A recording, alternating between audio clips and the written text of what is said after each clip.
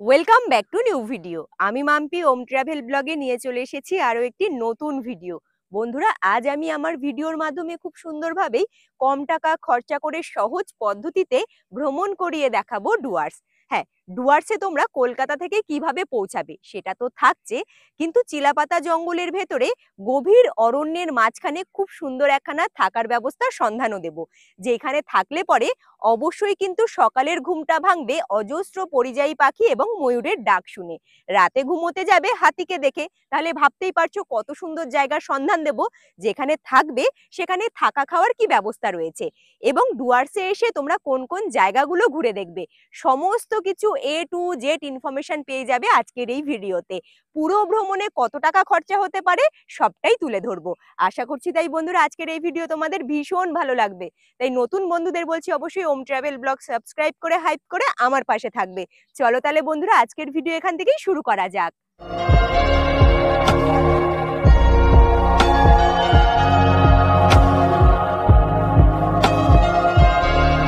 ডুয়ার্স ভ্রমণের জন্য আজকে আমার জার্নিটা স্টার্ট করছি কিন্তু শিয়ালদা স্টেশন থেকে।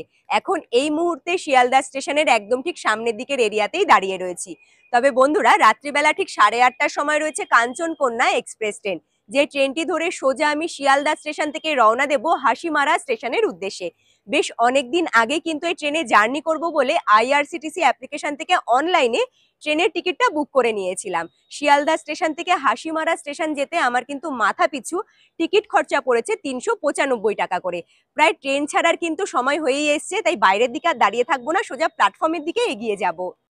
শিয়ালদা, কলকাতা এবং হাওড়া রেলওয়ে স্টেশন থেকে উত্তরবঙ্গে যাওয়ার জন্য বেশ অনেকগুলোই ট্রেন রয়েছে। যদি শুধুমাত্র ডুয়ার্স ভ্রমণ করতে চাও তাহলে বলবো 13149 কাঞ্চনকন্যা এক্সপ্রেস ট্রেন বেস্ট হবে। 12 নম্বর প্ল্যাটফর্ম থেকে ট্রেন ছেড়ে রওনা দিল তার গন্তব্যস্থলে পৌঁছানোর জন্য। হাতে একদম অল্প সময় ছিল, তাই সোজা এসে কিন্তু ট্রেনে উঠে পড়েছিলাম। রাতের খাবারটা বাড়ি থেকেই প্যাক করে নিয়ে এসেছিলাম, তাই ট্রেনে বসে রাতের খাবারটা কমপ্লিট করে সোজা ঘুমিয়ে পড়েছিলাম। দেখা হচ্ছে তোমাদের সাথে আবার কালকে সকালবেলা। গুড মর্নিং বন্ধুরা, নেক্সট ডে। এখন ঘড়ির কাঁটায় বাজে সকাল ঠিক 8টা। তবে বন্ধুরা, এসে পৌঁছালাম আমি কিন্তু শিলিগুড়ি জংশনে। ট্রেন আবারও শিলিগুড়ি জংশন থেকে ছাড়বে সকালবেলা ঠিক 8টা 20-তে। কাঞ্চনকন্যা এক্সপ্রেস ট্রেন ধরে যারাই জার্নি করে এলো, প্রায় কিন্তু প্যাসেঞ্জার এই শিলিগুড়ি জংশনেই নেমে পড়েছে। এইবারে শিলিগুড়ি জংশন থেকে আমার জার্নি রয়েছে হাসিমারা স্টেশন পর্যন্ত। তবে শিলিগুড়ি জংশন থেকে হাসিমারা স্টেশন পর্যন্ত যেতে কিন্তু ট্রেনে বসে বাইরের দিকের খুব সুন্দর ভিউ দেখা যায়। সেই সুন্দর ভিউগুলো ক্যাপচার করার চেষ্টা করব আমার ভিডিওর মাধ্যমে। আশা করছি সেই ভিউগুলো দেখতে তোমাদেরও ভীষণ ভালো লাগবে। বাইরের দিকে আর দাঁড়িয়ে থাকবো না, এবারে সোজা ট্রেনেই উঠে পড়বো। কাঞ্চনকন্যা এক্সপ্রেস ট্রেনের মোট কোচ সংখ্যা হলো 21টি। শিয়ালদা স্টেশন থেকে ট্রেনটি এমন সময় ছাড়ে যে তোমরা ট্রেনে উঠেই রাতের খাবার খেয়ে ঘুমিয়ে পড়তে পারবে এবং সকালবেলা ঘুম থেকে উঠেই খুব সহজে তোমাদের গন্তব্যস্থলে পৌঁছে যেতে পারবে। তাই হাসিমারা পৌঁছানোর জন্য কাঞ্চনকন্যা এক্সপ্রেস ট্রেনটা কিন্তু আমি বেছে নিয়েছিলাম। শিলিগুড়ি রেলওয়ে স্টেশন থেকে ট্রেন ছাড়ার পরে সেবক রোড, গুলমা ফরেস্ট পার করে ট্রেন কিন্তু সামনের দিকে এগোতে শুরু করেছে। তারই মধ্যে চোখে পড়ল অপূর্ব দৃশ্য, যেখানে তিস্তা নদী জলে পুরো পরিপূর্ণ।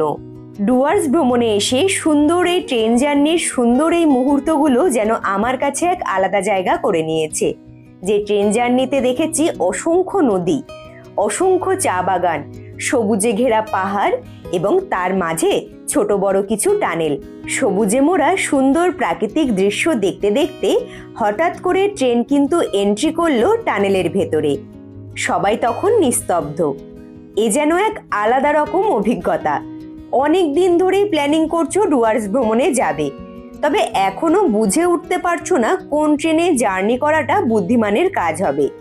সুন্দর এই ট্রেন জার্নি দেখে নিশ্চয়ই এইবারে তোমরা একটু হলেও আন্দাজ করতে পেরেছো কোন ট্রেনটি ধরলে পরে সব থেকে ভালো হবে।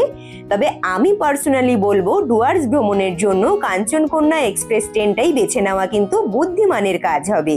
আরেকটা কথা বলাই হলো না, ট্রেন যখন গুলমা ফরেস্টের ভেতর দিয়ে আসবে, ট্রেনের গতি কিন্তু সেই সময় অনেকটাই আস্তে হয়ে যায়। জঙ্গলের এদিক ওদিক নজর রাখার চেষ্টা করবে। গুলমা ফরেস্টের ভেতরে প্রচুর হাতি রয়েছে, যে কোনো সময় কিন্তু ট্রেনে বসে হাতিরও দেখা পেতে পারো, যেটা তোমাদের কাছে উপরি পাওনা হয়ে যাবে। ফাইনালি বন্ধুরা 718 কিলোমিটার রাস্তা অতিক্রম করে আমি পৌঁছে গেলাম হাসিমারা স্টেশনে।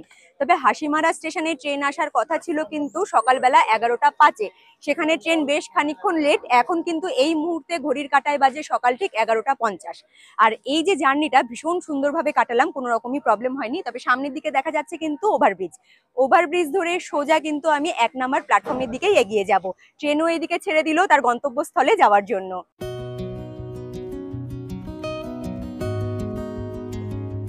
হাসিমারা স্টেশনের 1 নম্বর প্ল্যাটফর্ম দিয়ে আমি কিন্তু হাসিমারা স্টেশনের একদম ঠিক মেন গেটের সামনেই চলে এসেছি। ব্যাক সাইডে স্টেশন চত্বর দেখা যাচ্ছে। স্টেশন চত্বরের ঠিক উল্টো দিকেই এখানে কিন্তু বড় গাড়ি স্ট্যান্ড রয়েছে। এখন এই মুহূর্তে আমি গাড়ি স্ট্যান্ডেই দাঁড়িয়ে রয়েছি। তবে ডুয়ার্স ভ্রমণে এসে আমি যে রিসর্টে আজকে নাইট স্টে করবো সেখানে কিন্তু আগে থেকে আমি কথা বলে নিয়েছিলাম। তারাই একটা গাড়ির ব্যবস্থা করে দিয়েছে এবং রিসর্ট থেকে কিন্তু পাঠিয়ে দেওয়া হয়েছে গাড়ি। ড্রাইভার দাদা কিন্তু গাড়ি নিয়ে হাজির। এখন এই গাড়ি ধরে আমাদের গন্তব্যস্থলের দিকে এগিয়ে যাব। গাড়িতে বসে সবার প্রথমে দাদাকে জিজ্ঞেস করলাম, দাদা এখন কি আমরা কোনো রকম সুন্দর ভিউ দেখতে পারবো? দাদার সাথে সাথেই উত্তর দিল, কেন পারবে না, আমরা তো চিলাপাতা জঙ্গলের ভেতর দিয়েই সামনের দিকে এগিয়ে যাব। আমি ঠিক করে নিয়েছিলাম গাড়িতে বসে একটু ঘুমিয়ে পড়বো। তবে বিশ্বাস করো, ট্রেনে বসে যত সুন্দর ভিউ দেখতে পেয়েছিলাম তেমনি সুন্দর কিন্তু গাড়িতে বসেও ভিউগুলো চোখের সামনে ফুটে উঠেছে। আর এত সুন্দর দৃশ্য ছেড়ে চোখের পাতা কি আর বন্ধ করে রাখা যায়? তাই সুন্দর ভিউ দেখতে দেখতে ফাইনালি পৌঁছেই গেলাম আমাদের গন্তব্যস্থলে। ফাইনালি আমি চলে এলাম আজকে রাতের আমাদের আস্তানায়। ডুয়ার্স ভ্রমণে এসে যে রিসর্টে আমি নাইট স্টে করবো সেই রিসর্টের একদম ঠিক সামনেই এই মুহূর্তে দাঁড়িয়ে রয়েছি। ব্যাক সাইডে রিসর্টের একদম ঠিক সামনের দিকের এরিয়াটা ভীষণ সুন্দরভাবে দেখা যাচ্ছে। রিসর্টের নাম হলো ডুয়ার্স ফরেস্ট স্টে। ভীষণ সুন্দরভাবে কিন্তু চারিদিকটা সাজানো গোছানো, একটু না দেখালেই নয়। চারিদিকের একটু পরিবেশটা দেখো, একদম গ্রাম্য একখানা পরিবেশ, শান্তিপ্রিয় জায়গা। তোমাদেরও কিন্তু এখানে আসলে পরে ভীষণ ভালো লাগবে। বুঝতেই পারছো 718 কিলোমিটার রাস্তা অতিক্রম করে এসেছি, অনেকটাই টায়ার্ড রয়েছি। তবে তার আগে তোমাদের সাথে নিয়ে রুম ট্যুরটা করে নেব। আর এই সিঁড়ি দিয়ে আমাদের কিন্তু ওপরের দিকে উঠে যেতে হবে। ওপরের দিক থেকে আশেপাশের ভিউটা দেখতে কেমন লাগে সেটাও কিন্তু দেখিয়ে দেব।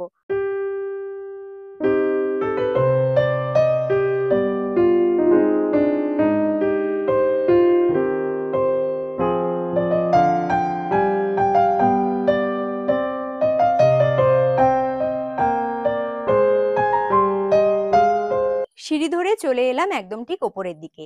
এখন আমি এই মুহূর্তে যেখানে দাঁড়িয়ে রয়েছি এই জায়গাটাও কিন্তু ভীষণ সুন্দর করে সাজানো। দেখো বিভিন্ন ধরনের ইনডোর প্ল্যান্ট রয়েছে যেগুলো কিন্তু খুব সুন্দর করে সাজানো রয়েছে। তাছাড়াও রিসর্টের চারিদিকে বিভিন্ন ধরনের পাতাবাহারি গাছ থেকে শুরু করে বিভিন্ন ধরনের রং বেরঙের গাছ দিয়ে কিন্তু চারিদিকটাই সাজানো, যেগুলো দেখলে পরে আশা করছি তোমাদেরও মন ছুঁয়ে যাবে। আর এইখান থেকে দাঁড়িয়ে খুব সুন্দরভাবে কিন্তু সামনের দিকে তাকালে পরে প্রকৃতির সুন্দর রূপ তোমরা দেখতে পারবে। যে জিনিসটা না বললেই নয়, এখানে এসে একটা জিনিস দেখে ভীষণভাবে মন ছুঁয়ে গেল। বসার ব্যবস্থা তো রয়েছে, সুন্দর করে কিন্তু গাছের গুড়িকে কেটে ছোট্ট একখানা টি টেবিল তৈরি করা হয়েছে, কি দারুণ লাগছে দেখতে। আর এই হলো রুম। রুমের ভেতর থেকেও কিন্তু তোমরা বাইরের দিকে তাকালে পরে খুব সুন্দর ভিউ দেখতে পারবে। রুমটা দেখে সত্যি কথা বলতে এতটা দূর যে জার্নি করে এলাম, শরীরে তো একটা টায়ার্ডনেস ছিল, সেই ক্লান্তি ভাবটা কিন্তু এক চুটকিতে ভ্যানিশ হয়ে গেছে। এতটা সুন্দর করেই রুমটা সাজানো গোছানো। শুধুমাত্র তোমাদের জন্যই কিন্তু বন্ধুরা এরকম খুঁজে খুঁজে আমি জায়গাগুলো বের করি, যাতে তোমরাও এখানে এসে ভীষণ সুন্দরভাবে থাকতে পারো এবং আশেপাশের ভিউ দেখতে পারো এবং আশেপাশে থাকা প্রত্যেকটা জায়গা ঘুরে দেখে নিতে পারো। রুমের ভেতরে রয়েছে বড় একখানা বেড, বেডের মধ্যে রয়েছে দুটো বালিশ, একটা টাওয়াল, ছোট্ট একখানা সাবান। এই সাইডটা যদি দেখাই, বেডের পাশে কিন্তু বড় স্লাইডিং কাচের জানলা, যেখান থেকে বাইরের সুন্দর ভিউ তোমরা কিন্তু বেডে বসেই দেখতে পারবে। এই বেডটার ঠিক এই সাইডেও কিন্তু এরকম বড় একখানা জানলা তোমরা দেখতে পারবে। কি দারুণ দৃশ্য দেখা যাচ্ছে শুধু দেখো।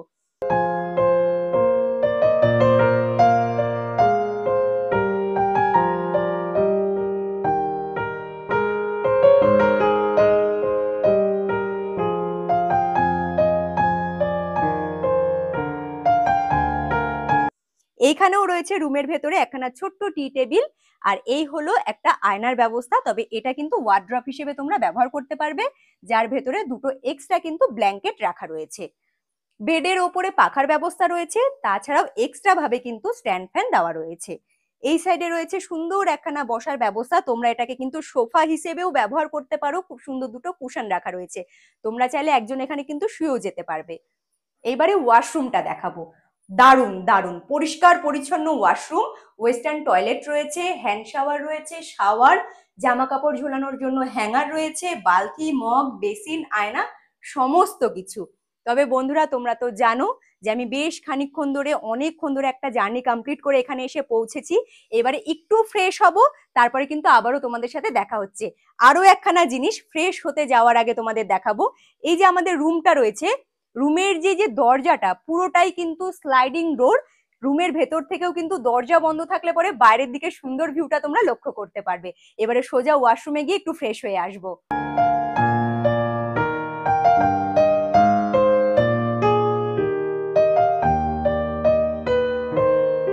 একটু হাত মুখ ধুয়ে ফ্রেশ হয়ে বাইরের দিকে এসে বসলাম, ইতিমধ্যেই দাদা এসে কিন্তু হাতে ওয়েলকাম ড্রিঙ্কসটা দিয়ে গেল। এটা হলো শরবত। আসলে আমরা আসার সাথে সাথেই দাদা কিন্তু চা বিস্কুটও দিয়েছিল, চা বিস্কুটটাও খেতে খেতে খুব সুন্দরভাবে সামনের দিকে সুন্দর ভিউ দেখেছি, শরবতটাও কিন্তু তেমনি খেতে দুর্দান্ত হয়েছে। আর যেটা না বললেই নয়, আমাদের একদম রিসর্টের সামনের দিকেই রয়েছে কিন্তু বুড়িবাছড়া নদী, একদম স্বচ্ছ জলের একখানা নদী। আর এত সুন্দর পরিবেশে অনেকদিন পর এসেছি, তাই সৌরভকে বললাম চলো দুজনে মিলেই একটু নদী থেকে ঘুরে আসি, তাই ওকে সাথে নিয়ে এবারে কিন্তু শরবতটা শেষ করে নদীর দিকেই এগিয়ে যাব।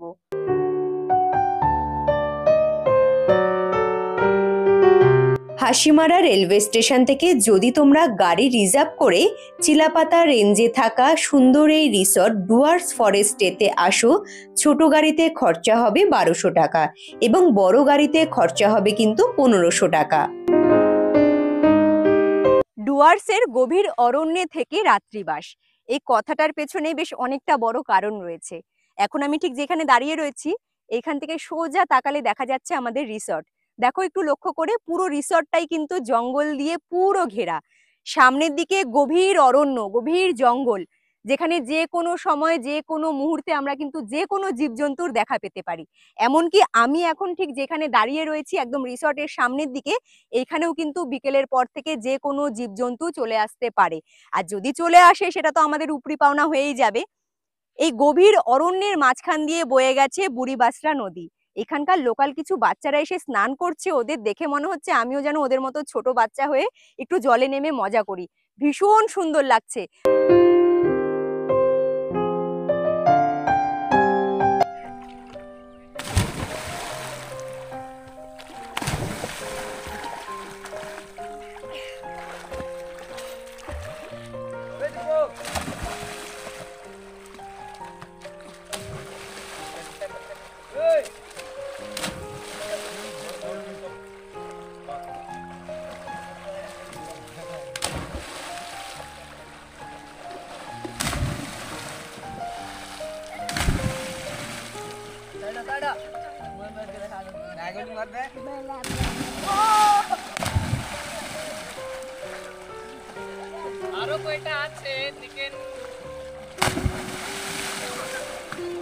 আমাদের রিসর্টের ভেতর দিয়েই খুব সুন্দর রাস্তা রয়েছে বুড়িবাছড়া নদীর কাছে আসার জন্য, একদম একটুখানি রাস্তা, নদীর কাছে এসে দাঁড়ালে পরে খুব সুন্দরভাবে কিন্তু রিসর্টটাও দেখতে পারবে। তাছাড়াও যে জিনিসটা না দেখালেই নয়, একদম নদীর পাড়ে দেখো এখানে যে রয়েছে এটা কিন্তু হাতির পটি, কাল রাতে হাতি কিন্তু আমাদের রিসর্টের ভেতরে চলে এসেছিল, পুরো রিসর্টটাই জাল দিয়ে ঘেরা রয়েছে, বেশ কিছুটা অংশ কিন্তু হাতি একদম দাবিয়ে দিয়েছে। নদীর জলটা একটু দেখো, এতটা স্বচ্ছ, মনে হচ্ছে আমি একটু নেমে পড়ি। দেখি এদিক দিয়ে নামার রাস্তা রয়েছে, একটু নেমে জলে কিছুক্ষণ বসে মজা করব। বুড়িবাছড়া নদীর এই পারে হলো ডুয়ার্স ফরেস্টে আমাদের রিসর্ট, যেদিকে অল্প সংখ্যক জনবসতি রয়েছে, আর ওই পারেরটা কিন্তু পুরোটাই চিলাপাতার জঙ্গল। এই পারে জনবসতি থাকলে পরেও ওই পারেরটা কিন্তু পুরোটাই জীবজন্তুদের আন্ডারে। অনেক ভাবনা চিন্তা করেই এই রিসর্টে থাকার আমি সিদ্ধান্ত নিয়েছিলাম, কারণ বুঝতেই পারছো ডুয়ার্স ভ্রমণ মানে খুব কাছ থেকে জীবজন্তুদের দেখা পাওয়া, আর এই রিসর্টটা ঠিক এমনই জায়গাতে যেখানে যে কোনো সময় যে কোনো জীবজন্তু চলে আসতে পারে।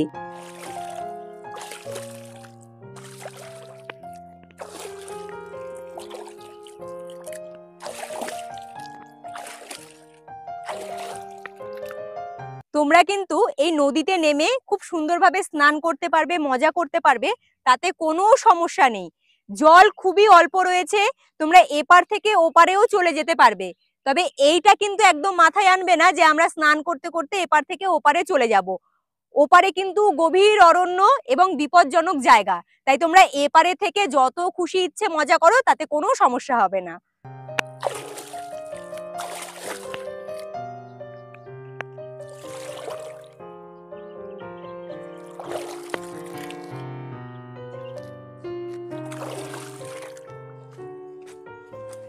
স্নান করে রেডি হয়ে পুরো সেজে গুজে চলে এসেছি আমাদের রিসর্টের ভেতরে থাকা খুব সুন্দর একখানা কিন্তু ডাইনিং হলের সামনে। ডাইনিং হলের যে পুরো চারিদিকের লুকটা অসাধারণ। এখানে বসেই এখন দুপুরের খাবারটা সেরে নেব, দেখবো দুপুরের খাবারে আজকে আমাদের জন্য কি অপেক্ষা করে রয়েছে।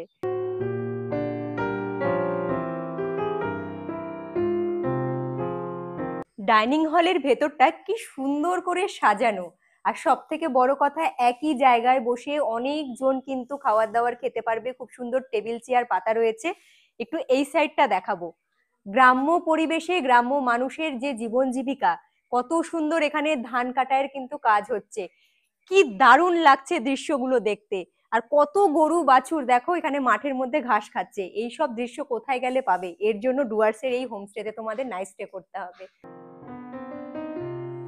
টেবিল সাজিয়ে দিয়ে দিয়েছে দুপুরের খাবার। দুপুরের খাবারে রয়েছে সাদা ভাত, উচ্ছে আলু ভাজা, এটা হলো বক ফুলের বড়া, যেটা অনেক দিন পর আমি কিন্তু খাবো। এখানে রয়েছে ডাল, আলু ফুলকপির তরকারি, কাতলা মাছ, স্যালাড, দই, মিষ্টি, চাটনি, মানে একদম বাঙালি আনা খাবার যাকে বলে সেই খাবারটা কিন্তু আজকে খাবো। টেস্ট করব, খেতে কেমন হয়েছে অনেস্ট রিভিউ তোমাদের কাছে কিন্তু দিয়ে দেবো। টেবিলে এত রকমের খাবার দাবার, কিন্তু আমার নজরটা ছিল কিন্তু বকফুলের বড়ার দিকে। আসলে বন্ধুরা, আমি যেখানে থাকি সেখানে বকফুলটা খুবই কম পাওয়া যায়, যার কারণে অনেক দিন হলো খাওয়া হয়নি। আর এইখানে বকফুলের বড়াটা দেখে প্রচুর এক্সাইটেড হয়ে পড়েছিলাম যে কতক্ষণে খেয়ে টেস্ট করে দেখব। আমার কিন্তু দারুণ লেগেছিল। তবে তার আগে মাছটা খেয়ে দেখলাম, মাছটা একদম টাটকা মাছ, যার কারণে মাছের কারিটাও কিন্তু অসাধারণ হয়েছিল। আজ আমাদের কাতলা মাছ দিয়েছে, তবে এইখানে কিন্তু মাছটা সিজন ওয়াইজ একটু চেঞ্জ হয়ে যায়। খাবারের কোয়ালিটি ভীষণই ভালো, এবং যিনি রান্না করেছিলেন তার হাতের রান্না কিন্তু অসাধারণ। প্রত্যেকটা খাবার আমার খুবই ভালো লেগেছিল। যেসব বন্ধুরা ঘুরতে এসেও ভাবো বাড়ির মতো খাবারটা পেলে বেশ ভালো হতো, তোমাদের জন্য বলছি এটা একদম আইডিয়াল জায়গা। দুপুরের খাওয়া দাওয়া কমপ্লিট করে একটু আশেপাশের গ্রামাঞ্চলটা ঘুরে দেখছি।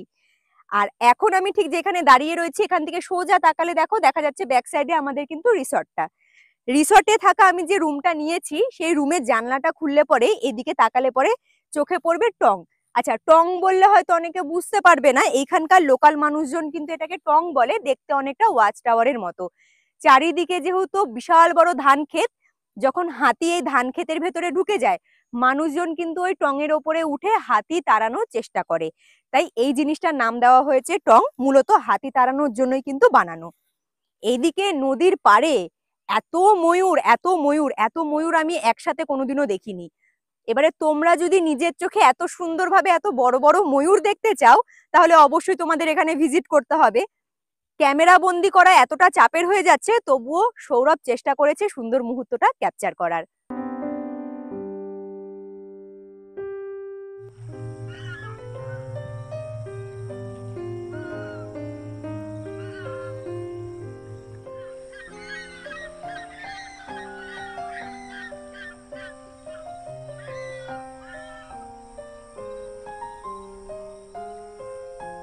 এই জাস্ট বাইরে থেকে ঘুরে এসে রুমে বসে আমি আর সৌরভ গল্পই করছিলাম।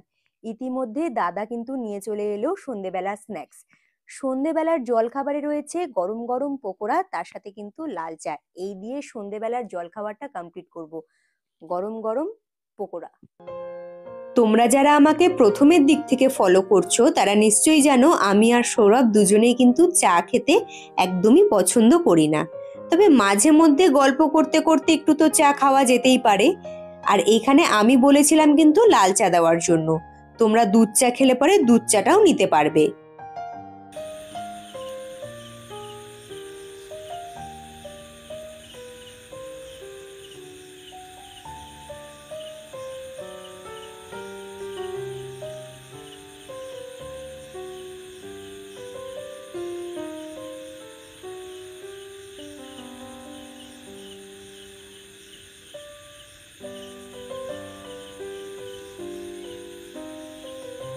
ডুয়ার্স ফরেস্টে মানে আমাদের যে রিসোর্টটা সন্ধেবেলা এত সুন্দরভাবে সেজে উঠেছে যে কি বলবো, না দেখালে বড্ড ভুল করব। এইখানে দেখো, সামনের দিকে তাকালে চোখে পড়ছে কিন্তু বারবিকিউ এর সেটআপ। চারিদিকে খুব সুন্দর বসার ব্যবস্থা রয়েছে, আলো দিয়ে তো সাজানো হয়েছে। এখানে বেশ সুন্দর কিন্তু দোলনারও ব্যবস্থা রয়েছে। অলরেডি আমার ছেলে বসে দোল খাচ্ছে। বাড়ির কুচে কাচারা থাকলে পরেও কিন্তু বেশ সুন্দরভাবে এখানে মজা করতে পারবে। তবে বন্ধুরা, চারিদিকে এত সুন্দরভাবে ঝিঝি পোকার আওয়াজ, একদম যেহেতু জঙ্গলের মাঝে, একটা আলাদা রকম কিন্তু পরিবেশ এখানে তৈরি হয়েছে।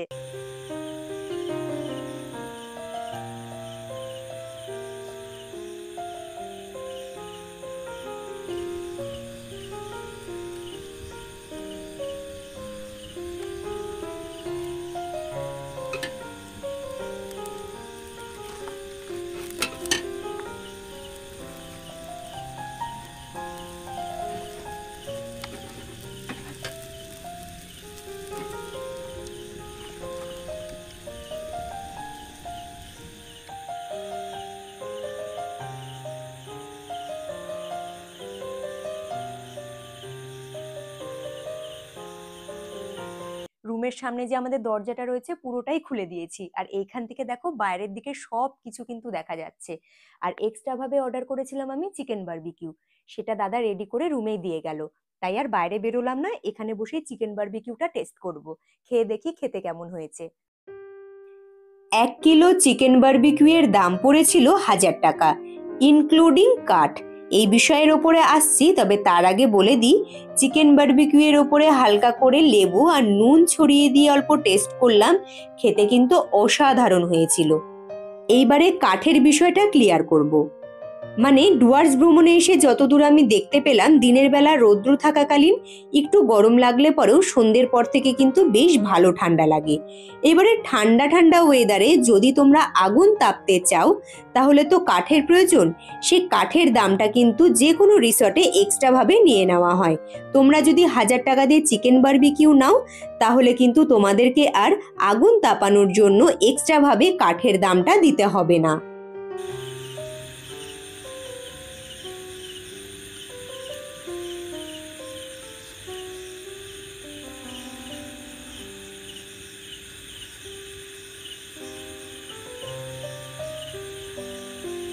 ঘড়ির কাঁটায় এখন বাজে রাত ঠিক 9টা। ছেলেকে সাথে নিয়ে চলে এলাম ডাইনিং হলে রাতের খাবারটা কমপ্লিট করব বলে। আজ রাতের খাবারে রয়েছে সাদা ভাত, আলু ভাজা, ডাল, আলু পটলের তরকারি, বাটি ভরে চিকেন। এখানে রয়েছে স্যালাড, চাটনি, দই এবং মিষ্টি। বেশ সুন্দর করে প্লেট সাজিয়ে কিন্তু খাবারগুলো সার্ভ করা হয়েছে আমাদের সামনে। খেয়ে দেখবো খেতে কেমন হয়েছে, অবশ্যই জানিয়ে দেবো। গল্পগুজবের মাঝেই বসে পড়েছি রাতের খাবার নিয়ে। এদিকে দাদা কিন্তু তাক পেতে বসে রয়েছে, জমিতে কখন হাতি আসবে আর সেই হাতি আমাদের দেখাবে। হঠাৎ করেই দাদা বলল চুপ করে যেতে, কারণ সে টের পেয়েছে জমিতে হাতি অলরেডি দাঁড়িয়ে রয়েছে। খাবারের টেবিলে বসে অন্ধকারের দিকে তাকাতেই দেখলাম জমিতে বিরাট এক হাতি দাঁড়িয়ে রয়েছে।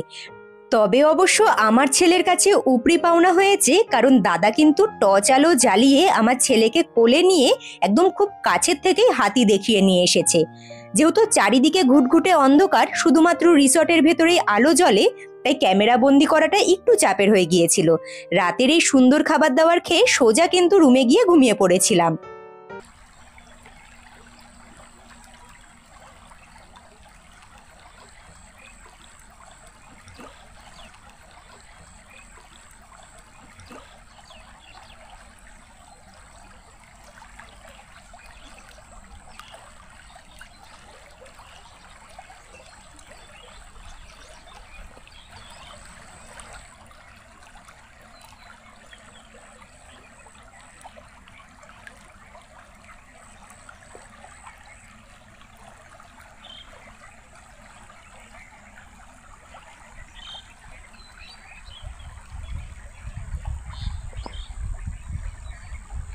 গুড মর্নিং বন্ধুরা। নেক্সট ডে সকাল সকাল রেডি হয়ে চলে এসেছি বুড়িবাসরা নদীর একদম ঠিক পারে। অনেক ভোরবেলা ঘুম থেকে উঠেছি, কারণ জঙ্গলের মধ্যে রাত্রিবাস করেছি। এখানকার বন্যপ্রাণীরা ঠিক কিভাবে জীবনযাপন করে সেগুলো দেখার জন্য একটু তো রাত জাগতেই হবে। তাছাড়াও ঘুম থেকে ওঠার পরে খুব সুন্দরভাবে মন মুগ্ধকর কিন্তু সানরাইজ দেখেছি। অলরেডি তোমরা আমার ভিডিওর মাধ্যমে যেটা দেখে নিয়েছো, নদীর পাড়ে দাঁড়িয়ে রয়েছি, বেশি জোরেও কথা বলতে পারছি না। ওপারেই পুরো ময়ূরের ঝাঁক। এত সুন্দর ময়ূরের দলটা পেখম মেলে এদিক ওদিক করছে, কি যে অসাধারণ লাগছে দেখতে। বেশি জোরে কথা বললে আবার পালিয়ে যাওয়ার ভয় রয়েছে। আওয়াজগুলো শোনো শুধু, কতটা ওয়াইল্ড তোমরা ভাবো। আমরা এরকম সুন্দর মুহূর্তগুলো ক্যাপচার করার জন্য, জীবজন্তু বিশেষ করে দেখার জন্য কোথায় যাই? চিড়িয়াখানাতে। কিন্তু দেখো, আমরা এমনই জায়গাতে রয়েছি যেখানে একদম বন্য প্রাণীরা বনের মধ্যে ঘুরে বেড়াচ্ছে। কি যে অসাধারণ লাগছে এই ব্যাপারটা, কি বলবো।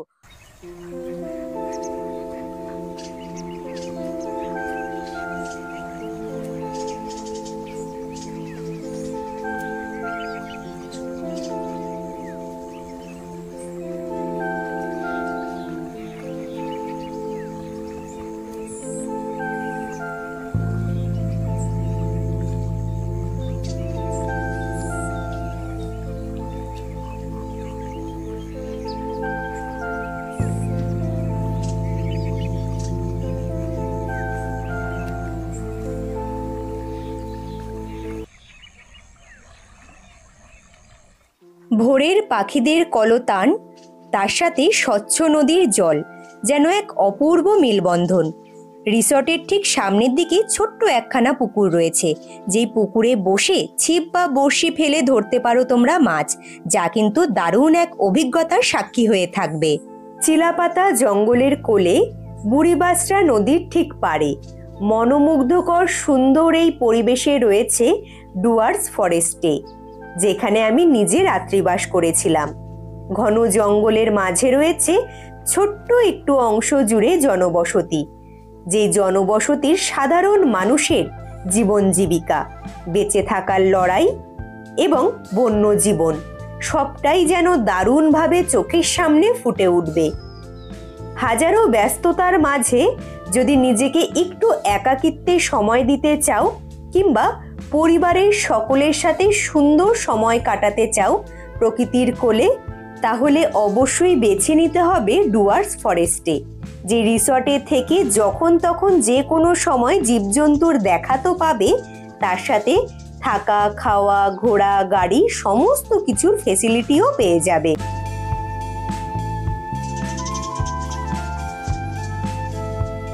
ঘড়ির কাঁটায় এখন বাজে সকাল ঠিক 9টা, আর বসে পড়েছি সকালের জলখাবার খেতে। সকালের জলখাবারে রয়েছে গরম গরম ফুলকো লুচি, একটা কিন্তু মিষ্টি, তার সাথে ডিম সেদ্ধ, আর এখানে বাটিতে রয়েছে আলু গাজর দিয়ে খুব সুন্দর করে বানানো ছোলার ডাল। এই দিয়ে সকালের জলখাবারটা কমপ্লিট করব। সকালবেলা চোখের সামনে যদি এত সুন্দর জলখাবার থাকে তাহলে আর কি চাই। এইদিকে আমার ছেলে এখন দেখছি ক্যামেরা অন করলে পরেই শুধু টাটা দিতে থাকে। তবে বন্ধুরা, আমার কিন্তু সবথেকে ফেভারিট খাবার বলতেই পারো, সেটা হলো লুচি দিয়ে মিষ্টি, যা খেতে আমার ভীষণ ভালো লাগে। তোমরা তো দেখেইছো যে আমি কোন দিকে রুম নিয়ে রয়েছি। এই যে রিসর্টের ঠিক এই সাইডে রুম নিয়ে কিন্তু আমরা আছি। তোমরা যারা কাপেলরা একদম পার্সোনাল ভাবে একটি কটেজে থাকতে চাইছো, তারাও কিন্তু খুব সুন্দর এখানে ব্যবস্থা পেয়ে যাবে। এই যে দেখো এখানে কটেজটা দেখা যাচ্ছে, এখানে তোমরা কিন্তু রুম নিয়ে থাকতে পারবে। এখন ঘড়ির কাঁটায় বাজে 9টা 15-র মতো, সকালের জলখাবার কমপ্লিট হয়ে গেছে, আর ড্রাইভার দাদা আমাদের রিসর্টের সামনে কিন্তু গাড়ি নিয়ে হাজির। আজকে গাড়িতে উঠে সোজা বেরিয়ে পড়বো বক্সা, জয়ন্তী এবং আশেপাশে কিছু লোকাল সাইট সিন রয়েছে সেইগুলো ঘুরে দেখার জন্য। গাড়িতে উঠে সোজা এবারে ওইদিকেই রওনা দেবো।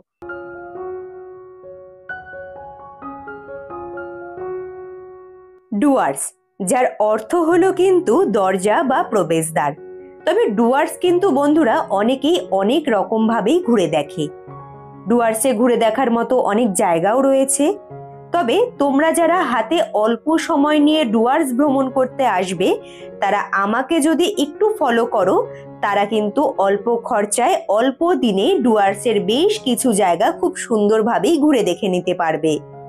আমাদের মধ্যে অনেকেই আছে যারা প্রচুর টাকা খরচা করে দেশের বিভিন্ন প্রান্তে ঘুরতে যায়। তবে তাদের উদ্দেশ্যেই বলবো, যদি একটু সময় বের করে সুন্দর সবুজে মোড়া ঘন অরণ্য, পাহাড়, চা বাগান, অজস্র খরস্রোতা নদী যদি একসাথে সবকিছুর সংমিশ্রণ দেখতে চাও, তাহলে একবার হলেও তোমাদের ভিজিট করতে হবে ডুয়ার্সে। এসে পৌঁছালাম আমি রাজা ভাতখাওয়াতে। বক্সা জয়ন্তী ঘোরার জন্য সবার প্রথমে কিন্তু এখানে এসেই পারমিশন করাতে হবে। যেহেতু আমাদের গাড়ি নিয়ে আশেপাশের এরিয়াটা ঘুরে দেখবো, আমি কিন্তু আধার কার্ড দেখিয়ে পারমিশনটা করিয়ে নিয়েছি। তোমরা যে কজনই থাকো না কেন, সকলের কিন্তু আধার কার্ডটা অবশ্যই তোমরা ক্যারি করবে।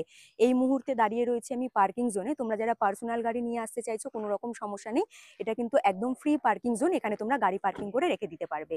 এবং এইখান থেকেই কিন্তু মানে রাজা ভাতখাওয়া থেকে তোমরা কিন্তু পারমিশন করিয়ে এবং জিপ সাফারি যদি করতে চাও একদম জঙ্গলের ভেতরে গিয়ে, তারও একখানা টাইমিং রয়েছে, জিপ পেয়ে যাবে। সেই ইনফরমেশনগুলোও কিন্তু আমি তুলে ধরবো। এখানে বড় একখানা চার্ট রয়েছে, সেই চার্টটা কিন্তু ভিডিওর মাধ্যমে আমি তুলে ধরবো।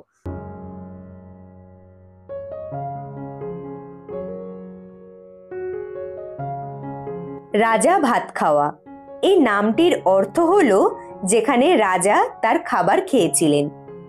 রাজা ভাতখাওয়া পশ্চিমবঙ্গের ডুয়ার্স অঞ্চলের একটি ছোট্ট শহর, যা বক্সা টাইগার রিজার্ভের ঠিক বাইরেই অবস্থিত। তবে বলতে পারো বক্সা টাইগার রিজার্ভের ভেতরে এন্ট্রি করার প্রবেশদ্বারও বলা হয় কিন্তু রাজা ভাতখাওয়াকে। রাজা ভাতখাওয়া থেকেও তোমরা চাইলে পরে জঙ্গল সাফারি করতে পারো। সকালবেলা 6টা থেকে 8:30, সকাল 9টা থেকে 11:30 এবং দুপুর 2:30 থেকে বিকেল 5টা পর্যন্ত 3 বার এখানে কিন্তু জঙ্গল সাফারি হয়। রাজা ভাতখাওয়া থেকে যদি তোমরা জিপ সাফারি করো, পুরো কিন্তু চার্টের মধ্যে জায়গাগুলোর নাম রয়েছে। প্রত্যেকটা জায়গা ঘুরতে কত টাকা করে লাগবে সেটাও খুব সুন্দরভাবে লেখা রয়েছে। তোমরা তোমাদের মতো করে প্ল্যানগুলো সাজিয়ে নিতে পারো। রাজা ভাতখাওয়া পুরো এরিয়ার মাঝখানে কিন্তু ঘন জঙ্গলের মধ্যে রয়েছে বক্সা মিউজিয়াম, যেখানে এখন আমি দাঁড়িয়ে রয়েছি। তবে বন্ধুরা, তোমরা যখন গেট দিয়ে এন্ট্রি করবে, সবার প্রথমেই বড় কিন্তু হাতির স্ট্যাচুটা দেখতে পারবে। তবে চারিদিকেই লেখা রয়েছে নো এন্ট্রি, মানে হাতির চারপাশ দিয়ে ঘুরে দেখে নিতে পারবে, হাতির কাছে গিয়ে কিন্তু গায়ে হাত দিতে পারবে না। সকাল 9টা থেকে বিকেল 4টে পর্যন্ত সকলের জন্য এই মিউজিয়াম কিন্তু খোলা থাকে। ঘন জঙ্গল, বুঝতেই পারছো, চারিদিকে গাছগাছালি তো দেখতে পারবে। খুব সুন্দরভাবে এখানে কিন্তু গার্ডেনিং এরিয়া রয়েছে, যেখানে বিভিন্ন ধরনের গাছ এবং বিভিন্ন ধরনের ফুল গাছও রয়েছে। এবারে এই দিকে গিয়ে আমাকে কিন্তু মিউজিয়ামের ভেতরে এন্ট্রি করতে হবে। ঘন জঙ্গলের ভেতরে খুব সুন্দর করে সাজানো গোছানো এই মিউজিয়াম। অনেকের কাছেই এই মিউজিয়ামের কথা শুনেছি, আজ নিজে ঘুরে দেখব। মিউজিয়ামের একদম ঠিক ভেতরে এন্ট্রি করলে দেখতে পারবে খুব সুন্দর একখানা জঙ্গলের পরিবেশ কিন্তু তৈরি করা হয়েছে।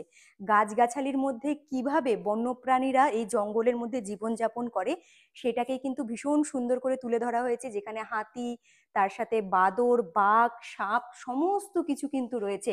এদিকে রয়েছে হরিণ। পুরো কিন্তু স্ট্যাচুর মাধ্যমে এই জিনিসটাকে তৈরি করা হয়েছে। বাচ্চারা এখানে আসলে পরে ভীষণভাবে মজা করতে পারবে। দেখো এখানে কত কিছু জিনিস, মানে যেখানে হাতি রয়েছে, ঈগল রয়েছে, এই সাইডে রয়েছে আরো একখানা হাতি। এইগুলো কিন্তু পুরো স্টোর করা, পুরো কাচের ফ্রেমের ভেতরে রয়েছে। এইগুলো তোমরা অবশ্যই ঘুরে দেখবে।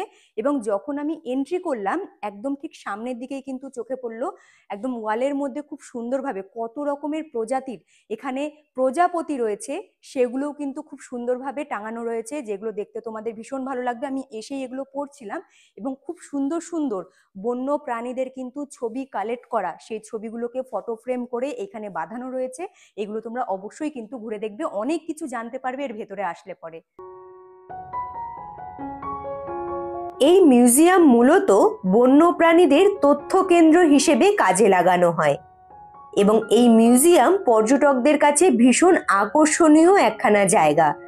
আকর্ষণীয় তো হওয়ারই কথা। পুরো জঙ্গলের মাঝখানে, পুরো জঙ্গল জুড়ে কত রকমের প্রজাতির পাখি রয়েছে, কত রকম প্রজাতির প্রজাপতি তোমরা দেখতে পারবে, সমস্ত কিছু ডিটেলস কিন্তু এখানে আসলে তোমরা জানতে পারবে। তাছাড়াও এখানে বিভিন্ন জীবজন্তুর কিন্তু ডিম সংরক্ষণ করে রাখা রয়েছে। পুরো মিউজিয়ামটি ঘুরে এক আলাদা রকম অভিজ্ঞতা আমার হয়েছিল। বিশ্বাস করো, এই মিউজিয়াম নিয়ে আরো কিছু জানার ইচ্ছে আমার এখনো রয়ে গিয়েছে। বাড়িতে বসে অল্প অল্প করে জানার চেষ্টা এখনো করে যাচ্ছি। মিউজিয়ামের ভেতরে রয়েছে বাঘের ছাল থেকে শুরু করে বাঘের পায়ের ছাপ, তাছাড়াও সদ্যজাতক হাতি, ঈগল, বাইসনের ভ্রূণ, অনেক কিছু, যেগুলো লিকুইডের মাধ্যমে এখানে সংরক্ষণ করে রাখা রয়েছে। হাতির পা থেকে শুরু করে হরিণের শিং, মোটামুটি সবকিছুই এখানে আসলে দেখতে পারবে। রাজা ভাত খাওয়াতে এসে যারা জঙ্গল সাফারির জন্য গাড়ি বুক করবে তারা কিন্তু ঠিক এরকম ধরনের জিপগুলো করে জঙ্গল সাফারি করে নিতে পারবে। তবে বন্ধুরা দেখো, আমি যে রাজা ভাত খাওয়ার যে অফিস কাউন্টার রয়েছে সেইখান থেকে আধার কার্ডটা দেখিয়ে পারমিশনটা করিয়েছিলাম বক্সা টাইগার রিজার্ভের ভেতরে যাওয়ার জন্য, এখন কিন্তু আমি ঠিক সেখানেই দাঁড়িয়ে রয়েছি। বক্সা টাইগার রিজার্ভ বড় একখানা গেট রয়েছে, আর আমি যে পারমিশনটা করিয়েছিলাম আমাকে কিন্তু একখানা কাগজ দিয়েছিল, সেটা আমি এইখানে একখানা চেকপোস্ট রয়েছে, একটু আমি দেখিয়ে দিচ্ছি। এইখানে কিন্তু আমি সেটা দেখালাম, দেখানোর পরেই আমাদের কিন্তু গাড়ি এন্ট্রি করতে দেওয়া হলো বক্সা টাইগার রিজার্ভের ভেতরে। গাড়িতে উঠবো, ভেতরের দিকে যাব, দেখি আশেপাশে জঙ্গলের দিকে তাকিয়ে কিছু আমরা দেখতে পাই কিনা। এন্ট্রি করলাম বক্সা টাইগার রিজার্ভের ভেতরে। যারা জিপ সাফারি করবে তারা একটু কোর এরিয়ার ভেতরে গাড়ি নিয়ে এন্ট্রি করতে পারবে, মানে ঘন জঙ্গলটা খুব কাছের থেকেই ঘুরে দেখতে পারবে। তবে আমিও কিন্তু মন্দ ঘুরিনি, গাড়িতে বসে জঙ্গলের সুন্দর ভিউ দেখতে দেখতে এগিয়ে চলছি আমাদের গন্তব্যস্থলের দিকে। নজরটা রয়েছে শুধু জঙ্গলের দিকে, যদি কিছু দেখতে পাই। তবে বিশ্বাস করো, জীবজন্তু দেখার থেকে বেশি আগ্রহী ছিলাম এই পরিবেশটাকে দেখার জন্য। প্রকৃতি যে কতটা সুন্দর সেটা এখানে না আসলে সত্যিই বুঝতে পারতাম না। বক্সা টাইগার রিজার্ভ ভারতের পশ্চিমবঙ্গের 760 বর্গ কিলোমিটার আয়তনের একটি সংরক্ষিত এলাকা। তবে মূলত বক্সা টাইগার রিজার্ভ কিন্তু বাঘ, হাতি, মেঘলা চিতাবাঘ এবং সাম্বার হরিণের মতো কিছু বৈচিত্র্যময় বন্যপ্রাণীর জন্য বেশি পরিচিতি লাভ করেছে। বক্সা টাইগার রিজার্ভের ভেতরে বিভিন্ন প্রজাতির সজারু এবং প্রজাপতি থাকলে পরেও এখানে কমপক্ষে 284 প্রজাতির পাখির কিন্তু আবাসস্থল রয়েছে। তবে চলার পথে বিভিন্ন প্রজাতির বিভিন্ন কালারের প্রজাপতি আমরা দেখেছিলাম, যা দেখে সত্যি মনমুগ্ধ হয়ে গিয়েছিল।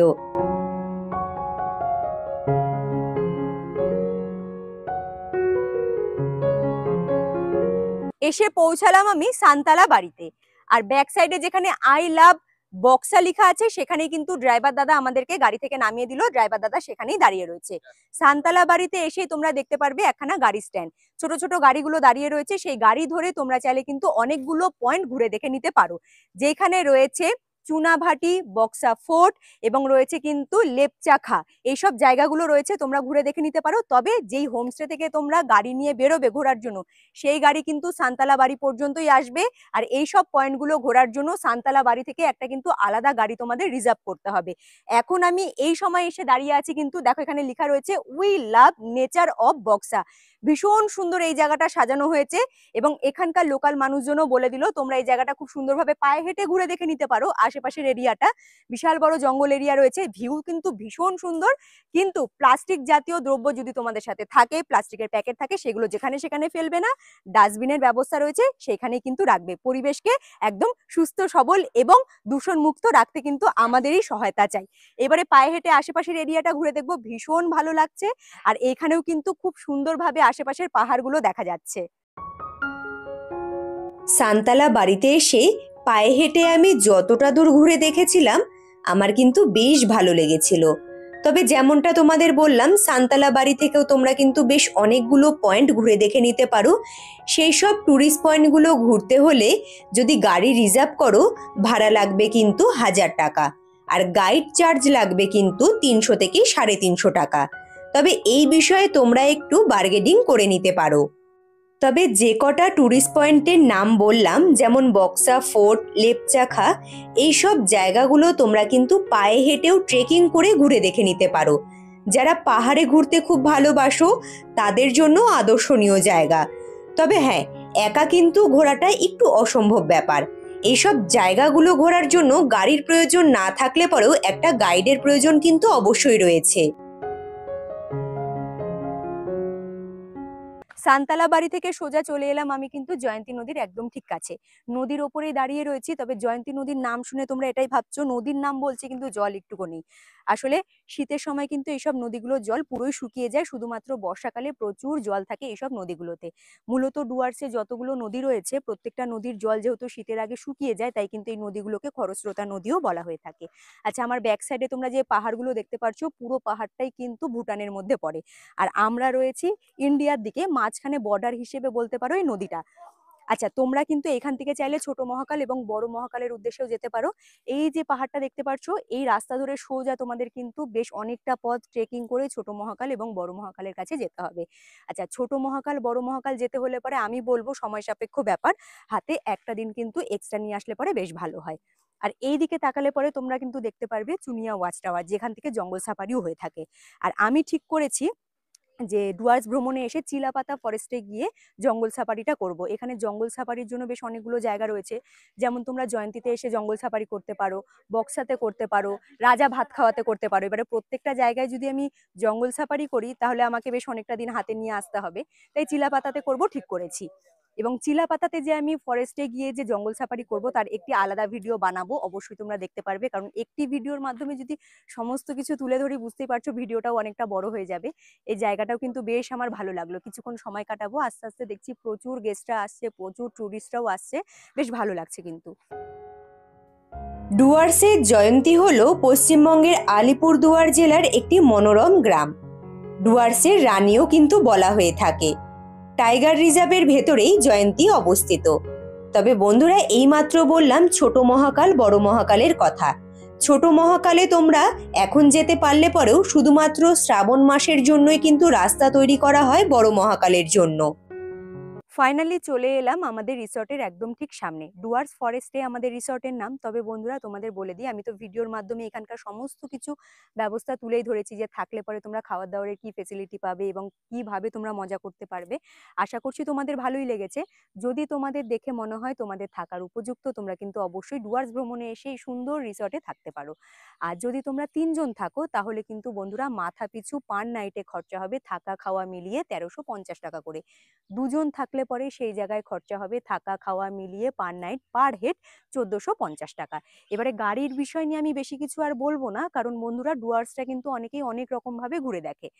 গাড়ির বিষয়ে এবং তোমরা যদি এই রিসর্টের বিষয়ে আরো বিভিন্ন তথ্য জানতে চাও, ডুয়ার্স ফরেস্টে রিসর্টের কিন্তু কন্ট্যাক্ট নাম্বারটা ভিডিও স্ক্রিনে এবং ডেসক্রিপশন বক্সে দিয়ে দেবো। তোমরা চাইলে পরে সেই কন্ট্যাক্ট নাম্বারে যোগাযোগ করে সমস্ত কিছু তথ্য কিন্তু জেনে নিতে পারো। আর আজকের এই ভিডিও যদি ভালো লেগে থাকে অবশ্যই লাইক করে দিও। নতুন বন্ধুরা যারা ভিডিওগুলো দেখছো কিন্তু এখনো পর্যন্ত ওম ট্রাভেল ব্লগ সাবস্ক্রাইব করোনি, তারা জলদি করে ওম ট্রাভেল ব্লগ সাবস্ক্রাইব করে হাইপ করে আমার পাশে থাকতে পারো। যে সকল বন্ধুরা চ্যানেলটি সাবস্ক্রাইব করে হাইপ করে আমার পাশে রয়েছে তাদের অসংখ্য ধন্যবাদ, তারা এইভাবেই আমাকে সাপোর্ট করো, আমার পাশে থেকো। আজকের মতো তাহলে টাটা, দেখা হচ্ছে তোমাদের সাথে খুব তাড়াতাড়ি নেক্সট ভিডিওতে। তোমরা ভালো থেকো, সুস্থ থেকো, টাটা।